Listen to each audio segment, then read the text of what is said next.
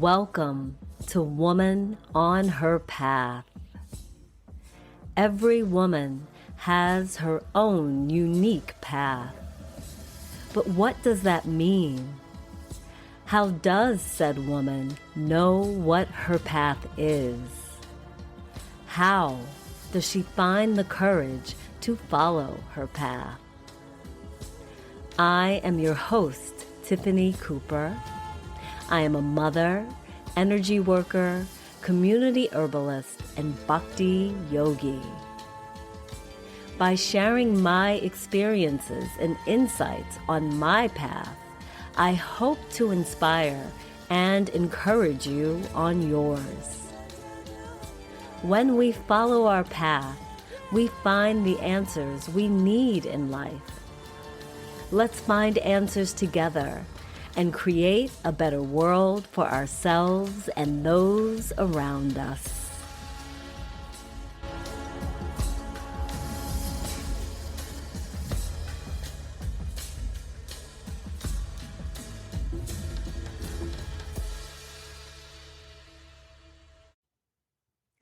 We meet again. I am so happy to be here with you today and spend a little bit of time on a topic that is timely for all of us. Today, we are talking about transitions. And in doing so, I realized that I have some stories to share. That is so typical of me. I'm a woman with a story for everything. My many adventures in life have left me with various tales, and my writer's spirit is always looking for adventure. So, transitions. We are living in a time of great transition. The entire world has and is continuing to become a different place. It's like the tectonic plates of the world we knew are rearranging themselves beneath our feet, and many are struggling to find their footing. Some are trying their damnedest to hold on to something, anything from the past. The environment is changing. Our relationships are changing. Our jobs are changing. Our feelings are changing. Families are changing. Economies are changing. Our cultures are changing. Establishments are changing.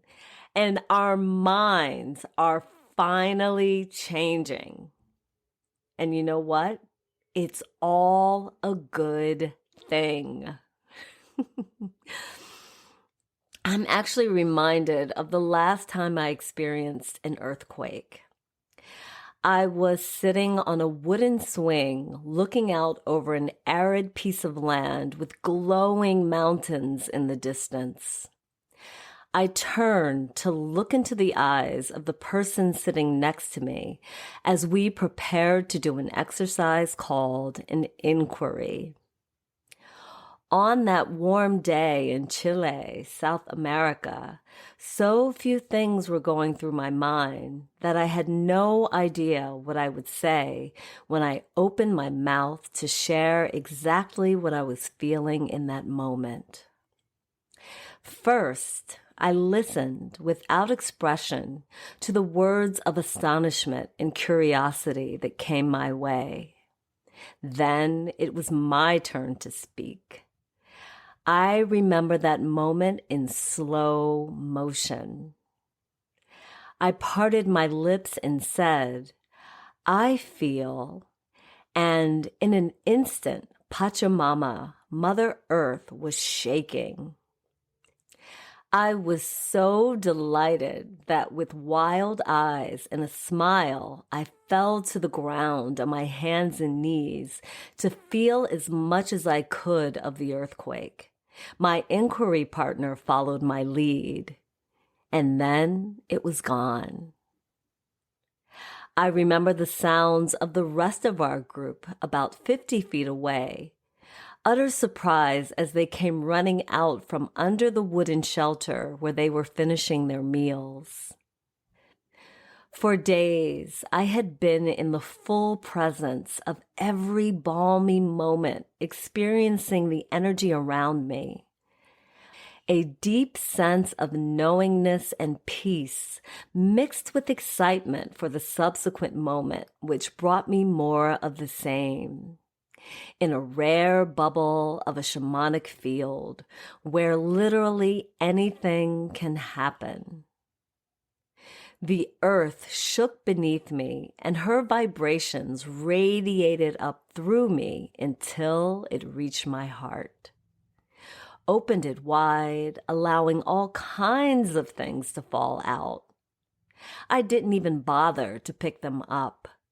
My life was about to change, and I was ready. And now another harbinger of change just came to my mind. One day, when my children were small, we had gone out to run errands. The card store, the supermarket, I don't know. I just loved taking my kids everywhere with me. As we entered the house, I went straight to the kitchen to relieve myself of the heavy groceries I was carrying.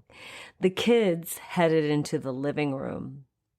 As I passed the living room, out of the corner of my eye, I saw something jump out from behind a chair, and the kids excitedly yelled out, "A bunny!" As I turned to look fully, it scampered behind another chair. I put down the groceries and went to the living room to find a sweet little baby bunny hiding from all of the commotion and surprise. My mind screamed, "New beginnings." This was not a pet, ours or anyone else's. This tiny creature was a big sign of transformation to come. How it got into the house, your guess is as good as mine, but that house was always prone to magic. Change is always happening, and as many spiritualists will tell you, we are living in particularly capricious times. From sacred documents and various connections with the spiritual world, many have known that this time was coming. It reminds me of the stories of the ancient land of Lemuria. I am so full of stories today. As I said, I literally have a story for everything. Just put a coin in and out they will come. So anyway, Lemuria. Unless you are into esoterica, you probably have never even heard of Lemuria. Unless you have a connection with Lemuria, you will not truly understand the story behind it. Many people have studied and even looked for the remains of Lemuria, but no one has really come to definite conclusions about the lost land. Rudolf Steiner, the philosopher, teacher, and social reformer, among other things, was one of the few who shared his connection with Lemuria. The scientific community, of course, discounts it, like most subtle energy things it cannot see or understand. But for many, Lemuria is real. I'll just give you a brief account of what I know of Lemuria.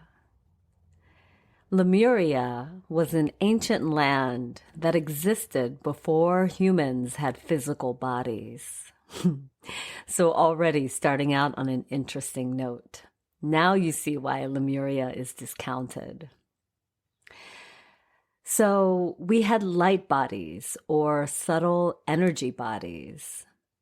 Those who inhabited Lemuria lived in harmony, pure peace, and love.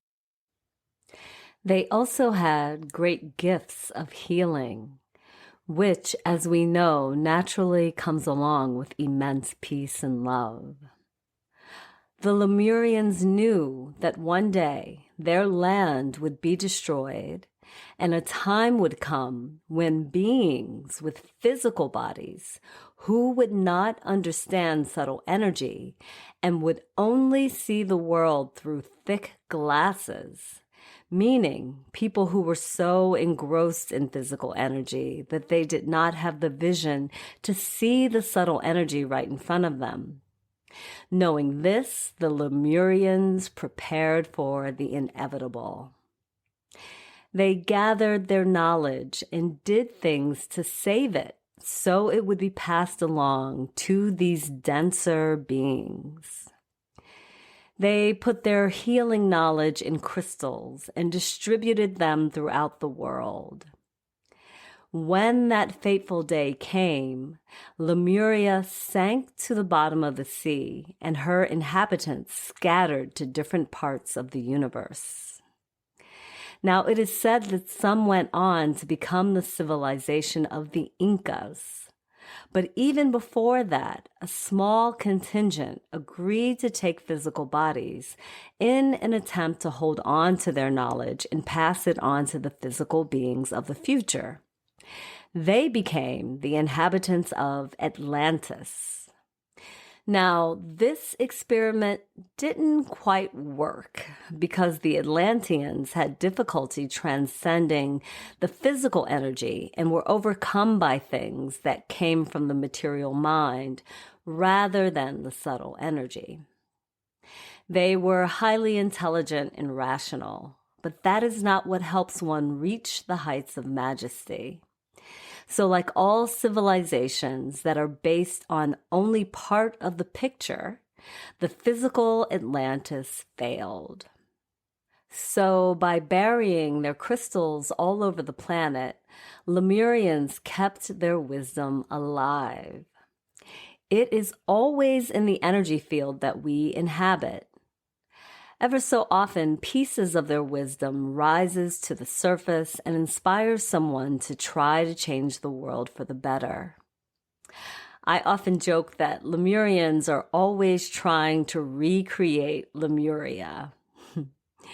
People with connections to Lemuria feel it in their core and do not live in the physical world. They are present here, yes, but they know they are in this world and not of this dense, dull world. If you have ever seen a real Lemurian seed crystal, it has touched you. You have been instantly attracted to it and maybe even thought you heard it whisper something to you. Lemurian seed crystals are very talkative and direct. They let you know exactly what they want and what you should do. Now, you can choose to believe this tale I just told you or not. Doesn't matter. A good story is still a good story. There aren't many Lemurians left on this planet, but those who are may not remember where they came from, but they do know that they don't belong here. So here we are, a major transition in our history. Everything is changing, and we have to decide who we will become in the change. This is not the time to sit passively and wait for something to happen. If you stand on the shore looking out at the vast ocean, eventually the tide will come and sweep you off your feet. If we don't make our own changes now, when the energy around us is supportive of it, we will get pulled out and end up in some strange land and maybe in the bottom of the sea. Transitions can be difficult. Most people don't like change. However, if we are open to change, transitions come much easier. But when we are fearful of the future, how can we be open to change? First of all, We must go deep into our own energy by being introspective and accepting who we are. We must set ourselves free by not attaching to the autobiographies we have written in our minds. They are just stories, and our attachment to them keeps us locked in a limiting little box of who we can be. We are not our past experiences. What has happened in the past is over.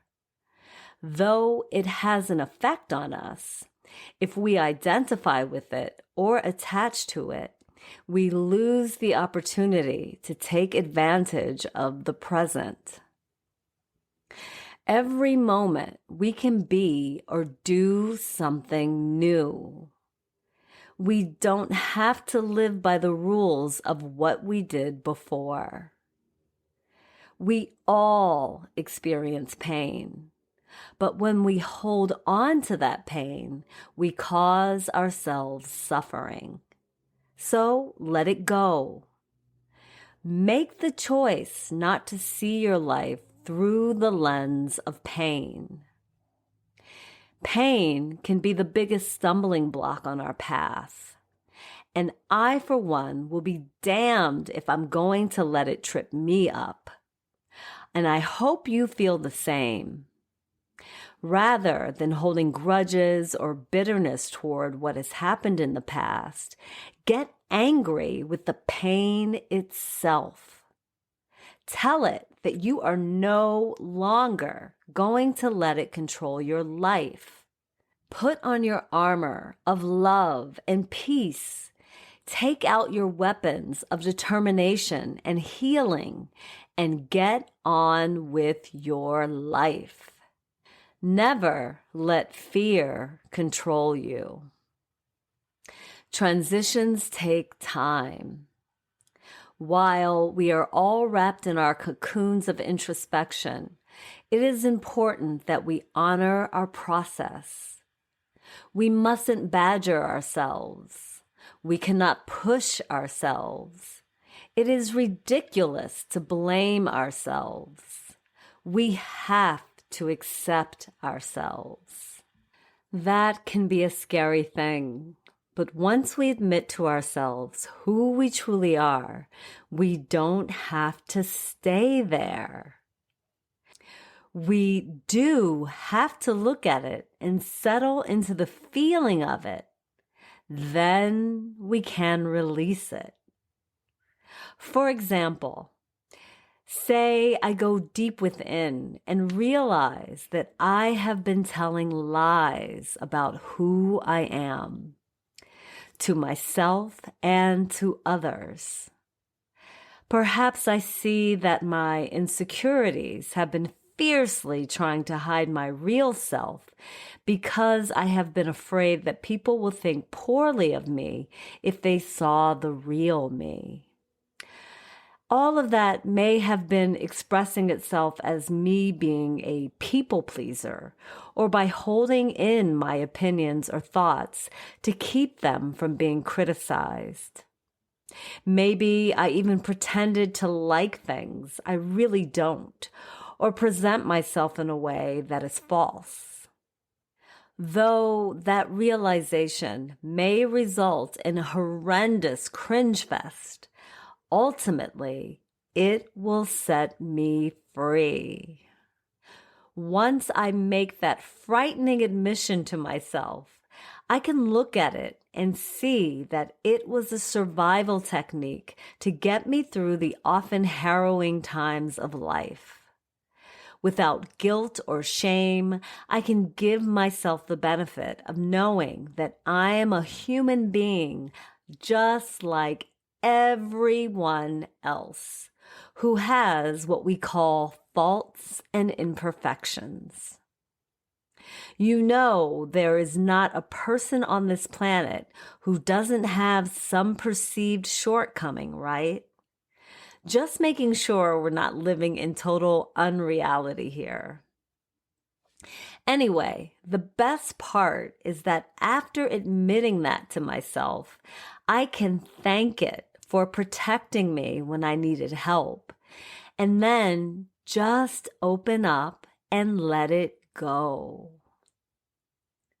Obstacle removed, and now life goes on to the next thing, which I now have lots of space to create since I've cleared my path of clutter. I can break out of my cocoon. I can spread my wings to alight on a variety of experiences and drink their nectar.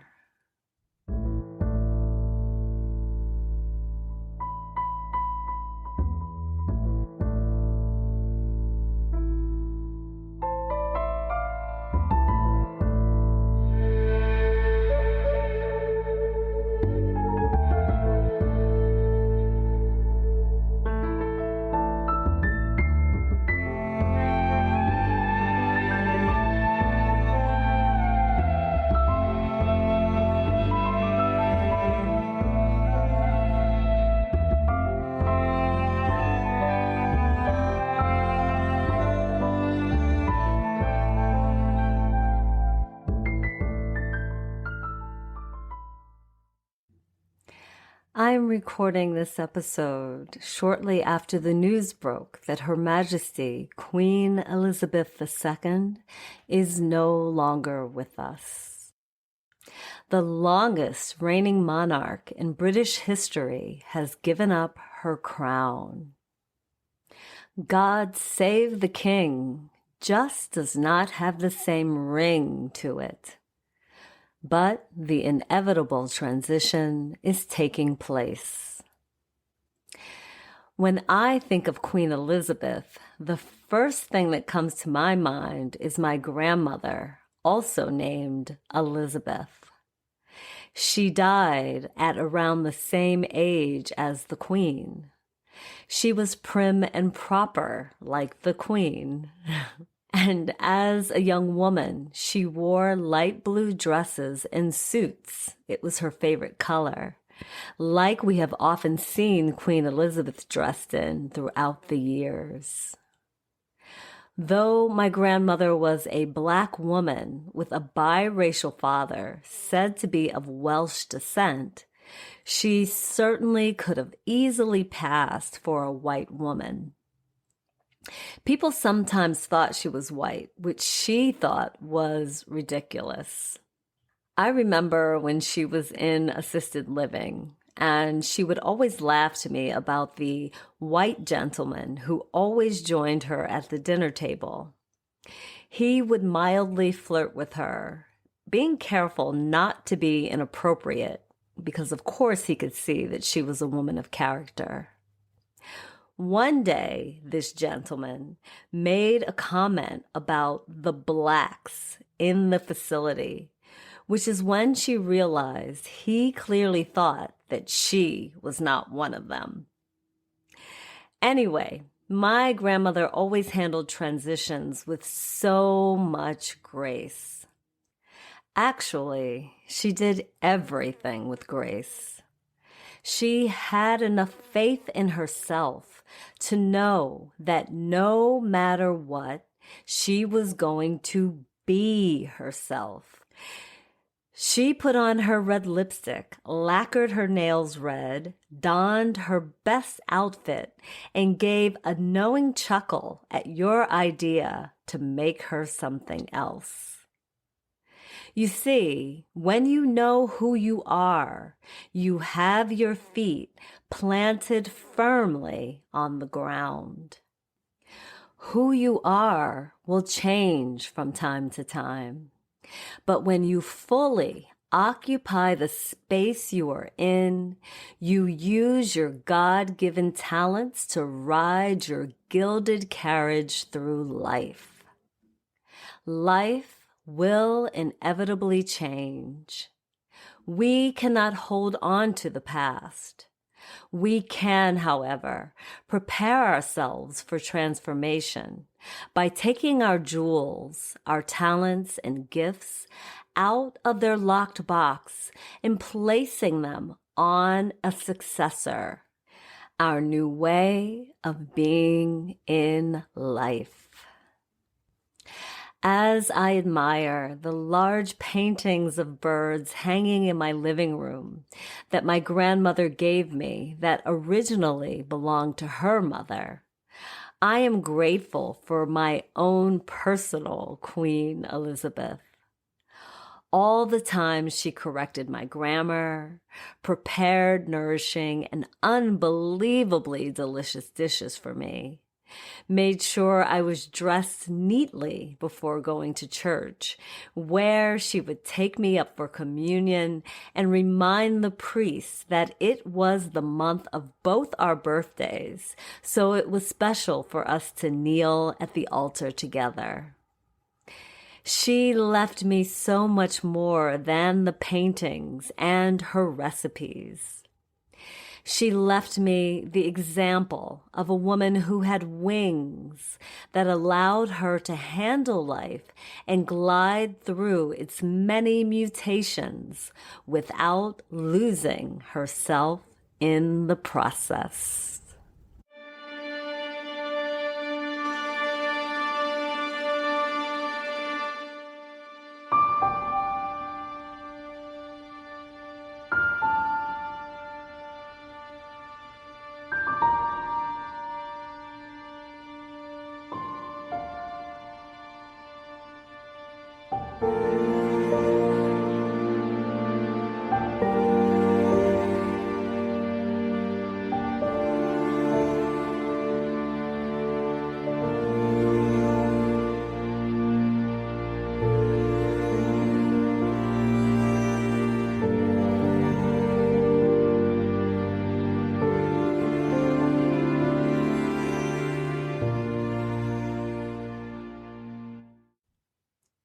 Woman, let's talk about how we can help ourselves through transitions. Moving through a transition is often challenging.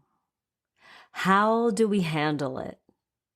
What can we do to move through transitions in a way that supports our emotional and mental equilibrium? I am reminded of the conversations I had with women over the weekend about the passing of Queen Elizabeth, a woman who will be forever remembered as an example of so much that is right in a long line of monarchs with ample amount of intrigue and drama. Many of the women I spoke to were disturbed by how short the mourning period for this majestic woman was before the focus shifted to her son, who will now be king. Of course, for those of us who live in countries that do not have true royalty at the head of our society, we don't realize the importance of the seamlessness of the transitions from one monarch to another. For the sake of society and, of course, the royal families themselves, things have to move quickly without even a hint of something going awry. Also, compared to British culture, American culture is much more demonstrative, something the Brits make fun of us for. However, Queen Elizabeth II, the second longest reigning monarch in history, who made an indelible mark on all of us, she handled so much in her life with grace. I often think of other queens in history, like Catherine the Great, who is one of my absolute favorites, another long-reigning ruler. The expansive Queen Victoria, a predecessor of Elizabeth, and the controversial Mary, Queen of Scots, who I've been studying on my visits to Scotland. There is so much about all of these unique women that is misunderstood, yet they all left a tremendous mark on the development of the world. How should these women be honored? I personally feel that their legacies, like most women in leadership, are not as glorified as their male counterparts and are scrutinized in a way that is looking for fault and spectacle. Men in leadership have done much worse things than women, yet women pay a much higher price for their mistakes. We are held to a higher standard and at the same time treated with less respect, which allows men to practically get away with murder. Their wrongdoings can be forgiven, but a woman's is never forgotten. Women carry so much internal strength. We have to in order to survive the things that we go through. Strength can only be sustained through self-care. We need practices in our lives to help us stay centered. Yet, women have the habit of putting ourselves at the bottom of the list. Intellectually, we know we should do things for ourselves, but life is constantly tugging at us to be there for everyone and everything else, that it makes it hard to find the energy to do more than what we are already doing. So much is expected of us, and we take things into our hearts that results in everything becoming a duty in our minds. It is imperative that we find something that helps us create peace within ourselves. For example, we can do things like yoga. Yoga has become popular, and for good reason. Anyone who has taken up a yoga practice in earnest will tell you that it is transformational. Personally, I can say that yoga helped me through some of the most grisly times of my life. As an instructor, I hear people say things like, "I can't do yoga because I'm not flexible," or "I'm not the kind of person who can sit and meditate. I need to move around."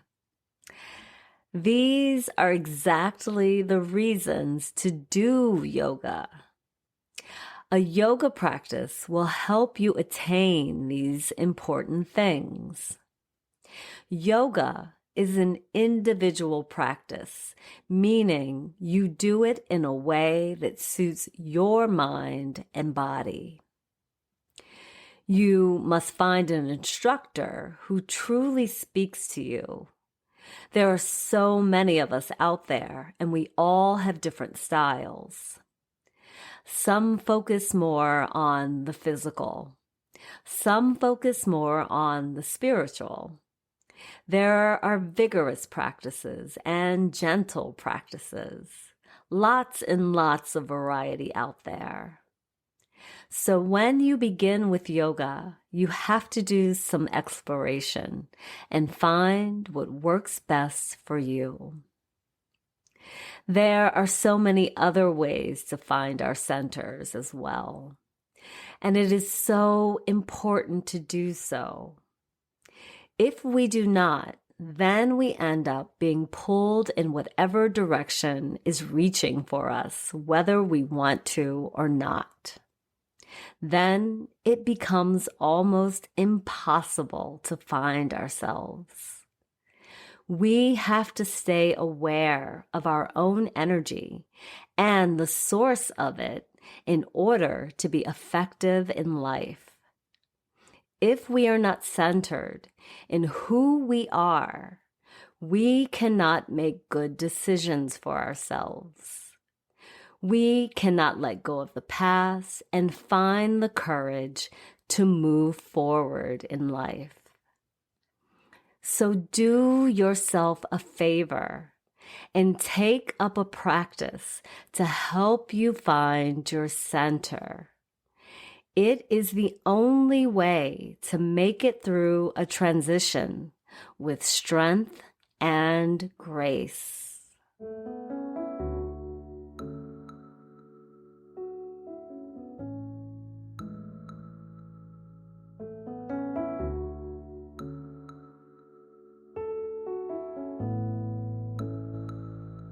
I'm trying to find a better way. I'm trying to work it out now. I'm trying to fix my headspace. Let them know that I ain't going down. I'm switching to the fast lane.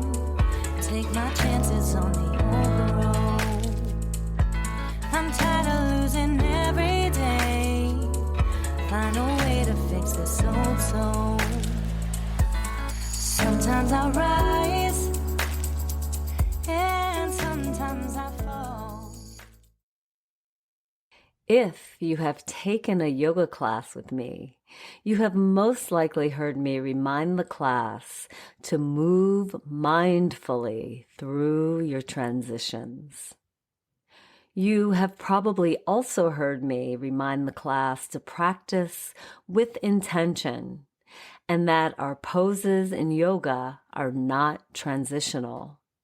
Not Adho Mukha Svanasana, downward facing dog, nor Chaturanga, the yogic push-up, or any other pose or movement that we do. When we treat poses as transitional, we do not get the best benefit from them. There are definitely transitions from one stage of practice to another, but the shift comes in our awareness and not in the poses themselves. In class, you may have also heard me say that we need to be present. The past is gone, and the future hasn't come yet. So the time that we have the most power in our lives is the present. We must infuse the present moment with as much energy as we can to affect change in our lives. We must be present in our transitions. As an instructor, I try not to speak more than necessary to allow students just that, the opportunity to be present without distraction as we move through the feelings in the body and mind. The more present we are in our practice, the more invigorated we become. Presence is a powerful thing. It is why it can be uncomfortable for some. I have had many students over the years who I have watched not be able to hold poses or lay in Shavasana because out of discomfort, they want to move. Bringing yourself into presence makes you look at the reality of the moment. What is happening around me? Who am I sharing space with? And most importantly, what exactly am I feeling? That can be the scariest part. Some people don't like their feelings, so they try to escape them by staying busy. But if we tap into the strength of our feminine energy and accept what we're feeling, then we can process them, understand what they are telling us, learn from them, and move forward. That is a healthy transition. Feelings and emotions are teachers. They often pop up when we are present, and especially when we are in transition. They let us know when something isn't quite right or needs to be changed. They let us know when we are not honoring ourselves. When we listen to them rather than avoid them, we can learn a great deal about ourselves. Emotional intelligence is empowering. If I understand what I am feeling, then I can gain better self-mastery and let go of fear. It will allow me to move forward in life and not get stuck because I'm afraid of transition. Moving mindfully through transitions lets me see possibilities. I am here in this moment. I am not in the past or the future. There is so much potential here. It could go any number of ways. The next moment could bring me pain, or it could bring me joy. If I infuse the present moment with positive energy, then the next moment has a better chance of giving me what I need. Even if it brings me pain, I will be in a much better place to deal with it. I can connect one positive moment to another until I have a chain of them that ultimately connects to a better future. When we move through a transition in an empowering way by giving ourselves space and accepting our feelings, by fully experiencing each moment as it comes, by being with the discomfort of uncertainty, we release fear and expand the boundaries of who we are. That opens us up to new possibilities. Then all we have to do is reach out and touch them. This moment, like every moment, is full of pure potential. As I sit with my eyes closed, listening to the sound of my own breath, I can feel it surrounding me, tempting me. The beauty of it makes me want to sit and appreciate. But something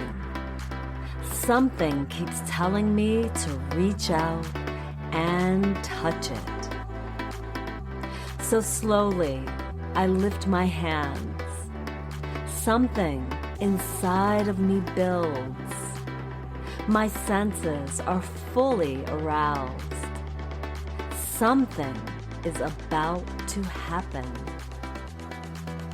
As I stand with my arms outstretched, hands lifted toward the sky, fingertips shooting out like the branches of a tree, I feel myself connect with the unseen force around me. My body begins to quiver while feeling as though it is being lifted to the sky. Emotion rises from deep within. A single tear rolls down my cheek and falls to the ground. Something is beginning to sprout, what I do not yet know. The earth beneath my feet is shaking, ready to erupt into dreams of castles floating among the clouds, where I will extend myself and grab them one by one.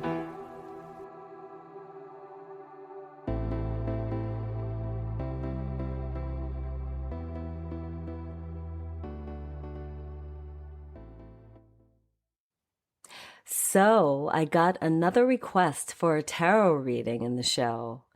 And since listeners seem to like it, I will do it at the end of every episode, with the exception of episodes where I have guests.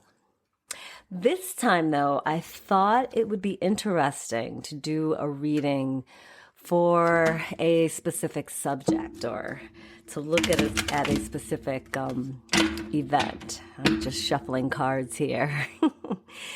So whether you're a royalist or not, the news of Queen Elizabeth's death marks the end of an era. For most everyone's lives on the planet, she has been the Queen of England. And now that she has given up her crown, I wonder what is in store for the royal family.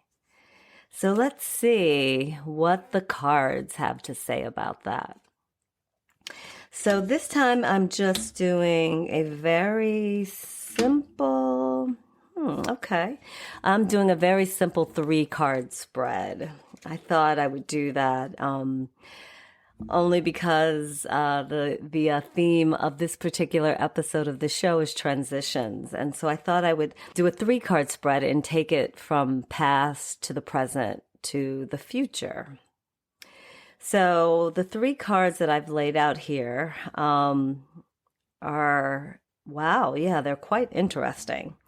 Oh, let me just add that I am using a new deck. I don't even know what this deck is called. I ordered it from the internet. This is my first time ever ordering cards online. I always pick them out in person because I'm very energy centered and I need to see them, touch them, be near them. But these I happened to come across online and I thought they were so beautiful.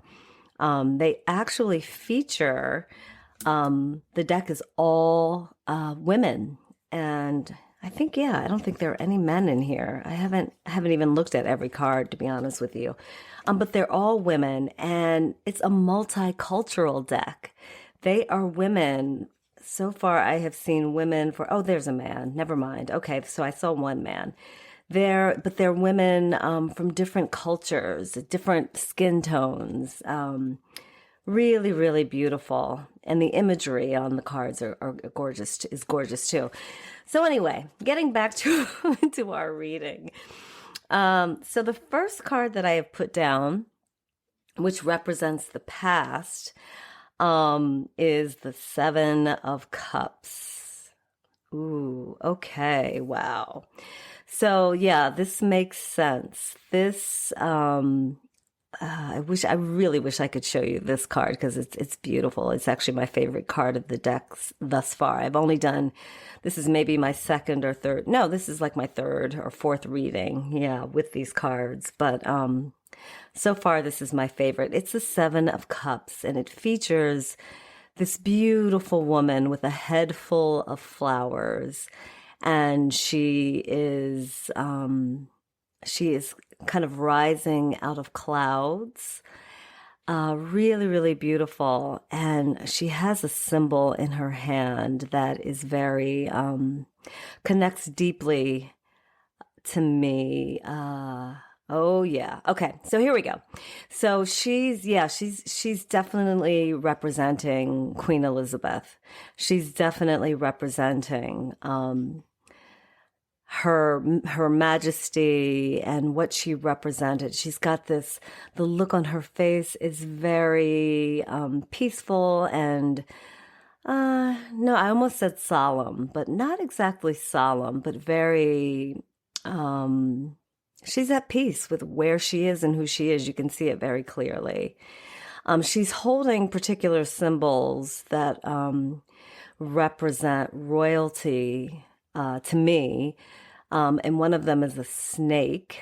And it represents royalty to me for a very distinct reason. And not just that it is a snake, but the configuration that the snake's body is in represents royalty to me because it represents to a past life that I had, and there were some things regarding royalty in that past life that I'm not going to get into right now. But yeah.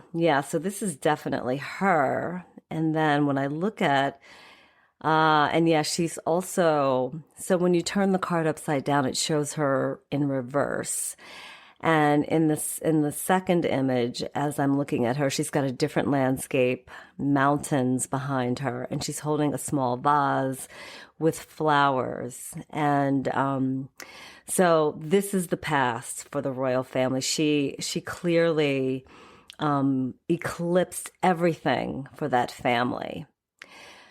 And already I'm feeling a little trepidation just from reading this card. And it is the past, but this card makes it very clear that she was everything for the royal family, which is not a good sign, only because, now that she's gone, they've got to figure out how to move on without her and without her energy. Because again, in looking at this card, her energy was clearly, very clearly, her energy held up everything. Yeah, wow. Okay, so that's the past. And now I'm looking at the center card, which is the present. And for the present, we have another card from the cups. Let's see. So this one's the Six of Cups. Oh yeah. Okay. And it actually shows her leaving this world. This is an interesting one as well. So right now, she's still the focus of the royal family, even though as we know, Charles is officially king. But this is interesting because this moment is still all about her and her passing. And the other thing that gives me trepidation, here we go again. Excuse me, the thing that gives me trepidation about this card is that the Six of Cups are behind her.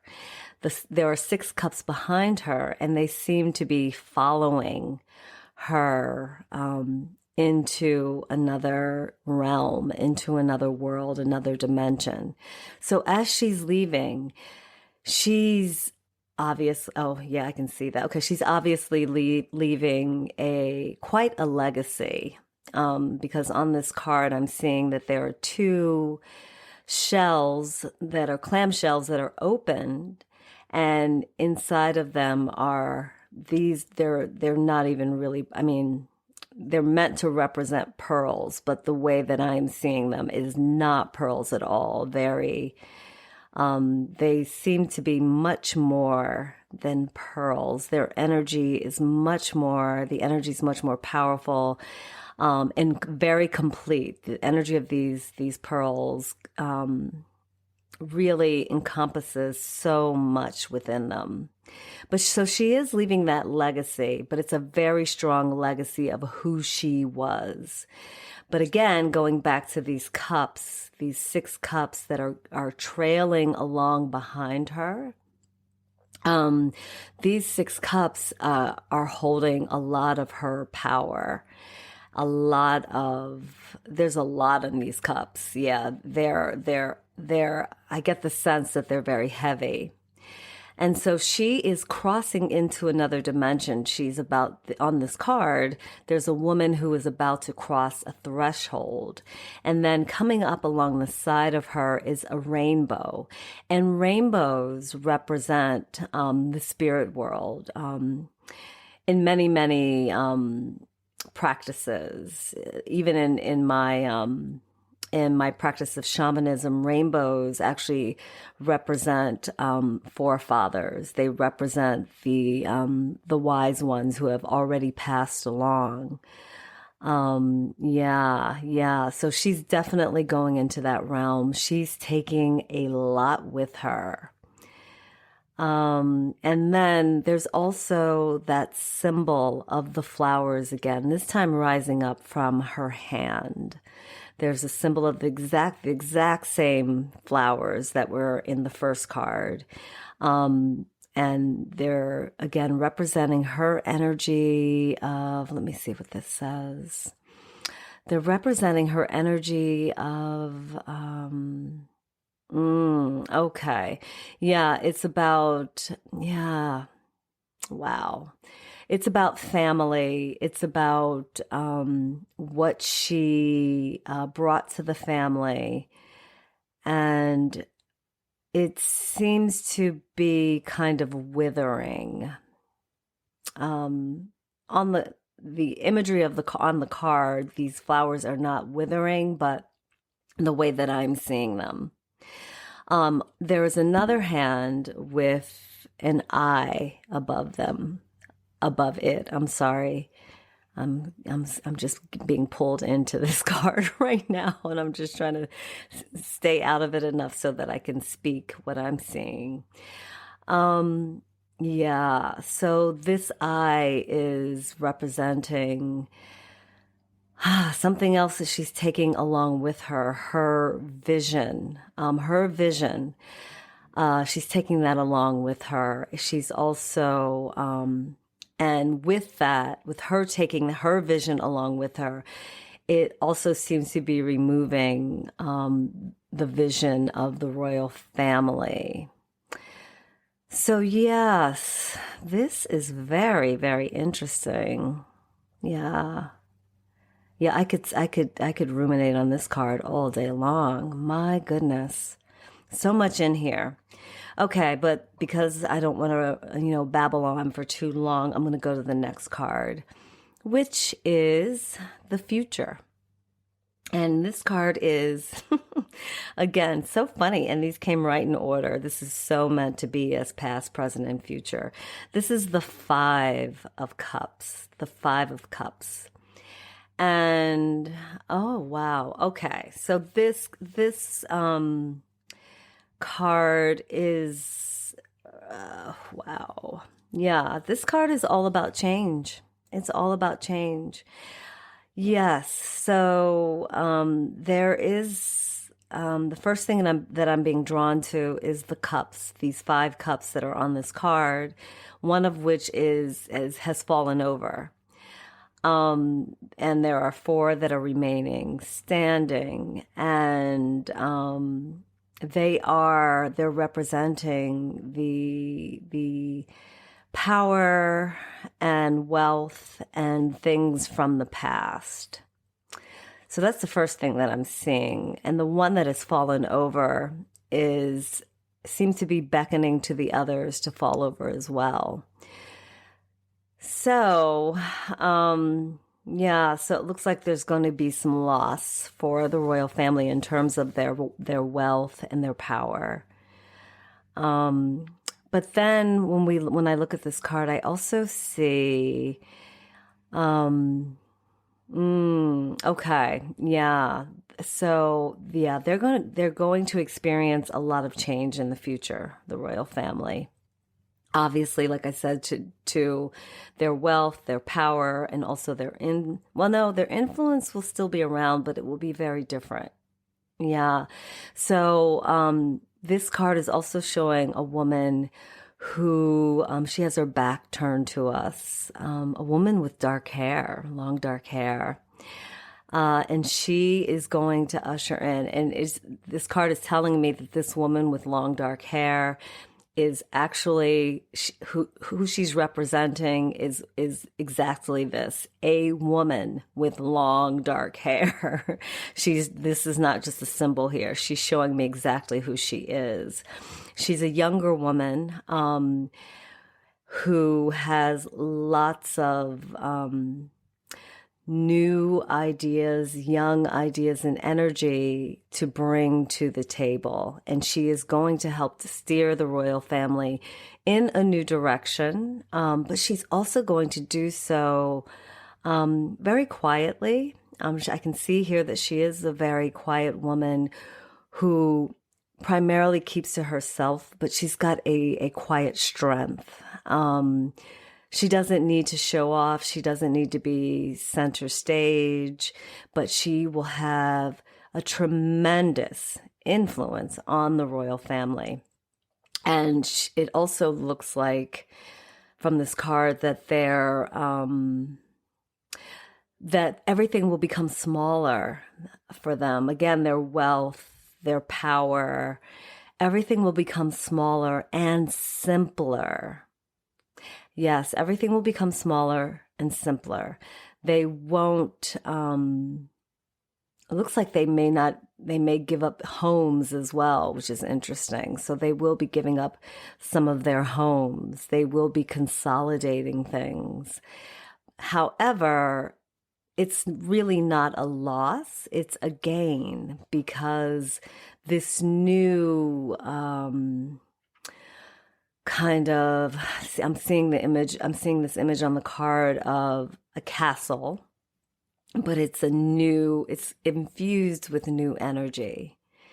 So this is a lot of major, major change that will be brought about by a young woman with long dark hair she will infuse the royal family with new energy and really lead them in a completely different way, on a different path. So, but a much simpler path, a much simpler way of living, and a much simpler way. She's kind of letting go of the past, or helping the royal family let go of the past. And now it's time for them to move forward into something much simpler, continuing to be elegant. She's very elegant, continuing to be elegant, but not needing to be in the spotlight. That is also going to change. So interesting. Yeah, these cards, I love them. I can't wait to use them more. But yeah, big, big change, big, big change. And even though Charles is king now, it looks like he will not be the biggest influence on the future of that family. So there we have it. Past, present, and future of the British royal family. Interesting things to keep an eye on. And yeah, there we have it. So that's our reading for this show, for this episode of the show. And we'll see what our next reading is like on the next episode of Woman on Her Path.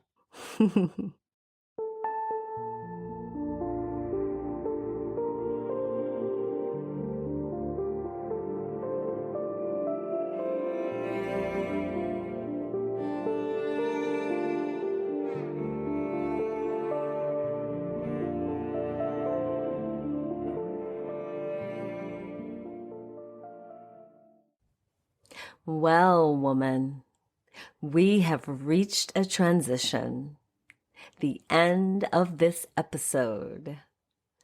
Every ending brings new beginnings. I hope you will now do something nourishing for yourself, like take up a yoga practice, or even just eat healthier food. Oh, and in case you live in the New York area, I recommend Planta Queen. Planta Queen is a fantastic plant-based restaurant on 27th and 5th. I had a superb lunch there last weekend. It is so exciting to see someone on the East Coast finally doing plant-based eating well. So I hope you will join me again. I have more relevant topics and special guests coming up. I would love to build a community of conscientious women to support one another and help us all lead more fulfilling lives. Just a reminder, starting October 7th, Woman on Her Path will be moving to Patreon to start our community. I hope you will join me there. Talk to you next week. Ciao. Thank you so much for listening to this show. I hope you found something useful. Like everything in life, we can take what we need and leave the rest. Please feel free to contact me with comments or questions at womanonherpath@gmail.com.